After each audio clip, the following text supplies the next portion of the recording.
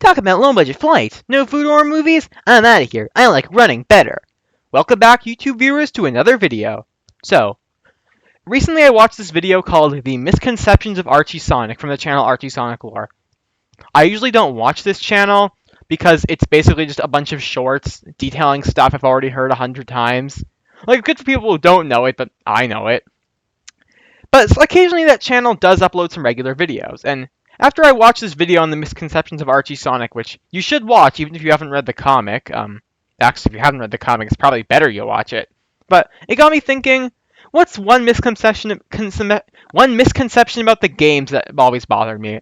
It's less of a misconception, more of a fan theory, but it is such a stupid fan theory. It is the theory that Sonic is somehow the ultimate life form. What? Anyone who thinks about this for more than 5 seconds can, I'm sure, put together that Sonic is not the ultimate life form.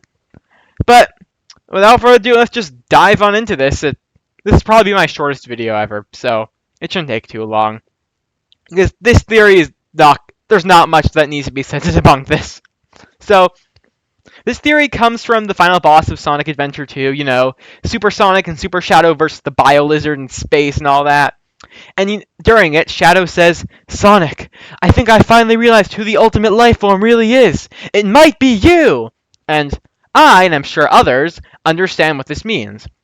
In the beginning of the game, Shadow's one of the first things he says to Sonic is, or I guess the first thing, is, "My name is Shadow. I'm the world's ultimate life form. There's no time for games. Farewell!" To him, Sonic isn't even worth his time, because he's the ultimate life form. And then when they meet again on Prison Island, Shadow is still placed above Sonic. He doesn't even know his name. All he can say is, "That blue hedgehog again of all places." And he's thinking, what the heck is wrong with this guy? Why is he still here? But then when they meet again on the Ark, they are placed on equal ground. Literally. He finally learns Sonic's name and recognizes him as a worthy opponent.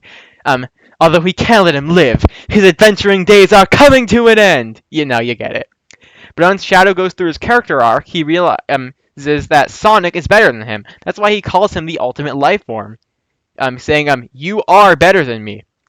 You are the ultimate life form." Before, that was a title Shadow gave to himself, something he was obsessed with. But now he's thinking that, no, it's not me, it's you. You're the best guy, Sonic. Doesn't that have some really nice character development? Well, some people go way too deep into that line. There's a video called "What Makes Sonic Adventure 2's Story the Best" by Ruby of Blue. And don't get me wrong, that's a good video. That guy did a great video on a potential Sonic Adventure remake, but he went way too far into SA2's story, and it's frankly ridiculous. So, you know, SA2 has themes of duality, you know, parallels, Sonic and Shadow, Knuckles and Rouge, Tails and Eggman, the light and dark Chao, that sort of thing. It's cool. Thematic parallels, it isn't like those. But he thinks that just because of that line, and the fact that the Bio Lizard scream is apparently a combination of the screams of Sonic and Shadow in Japanese, and they're both hedgehogs, that automatically means there is some kind of secret past connection between Sonic and Shadow that we don't know about. That probably would have been expanded on in future games, if not for the fact that Sega ruined every single game afterwards and they all suck. Look, I really do like SA2. It's my favorite Sonic game. I think SA1 is good, but that's for another day.